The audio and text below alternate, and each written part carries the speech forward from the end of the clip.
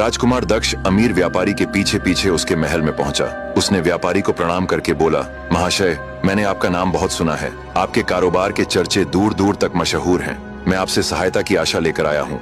व्यापारी ने कहा, बताइए, मैं आपकी क्या मदद कर सकता हूँ। दक्ष बोला, यह किसी स्वप्न कथा जैसी घटना है। एक रात मैं खुले आसमान में सो रहा था। आधी रात को जब मेरी आंख खुली तो मैं हैरान रह गया। मेरे पास एक अत्यंत सुंदर राजकुमारी सो रही थी। मैंने वैसी सुंदर स्त्री पहले कभी नहीं देखी थी। मैं उसे देखता रहा। फिर मैंने उसके हाथ में पहनी नीलम की अंगूठी उतार ली और अपनी हीरे की अंगूठी उसकी उंगली में पहना दी और उसे निहारते निहारते फिर सो गया। लेकिन जब सुबह मेरी आंख खुली तो वह कहीं नहीं थी। मैंने उसे बहुत ढूंढा, अपने नौकरों से पूछा, पर किसी ने न उसे आते देखा न जाते।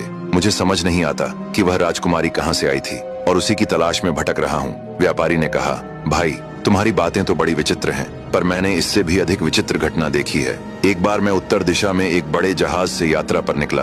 कई स्थानों से होता हुआ व्यापार करके आगे बढ़ रहा था कि समुद्र तट पर मुझे एक नाविक मिला।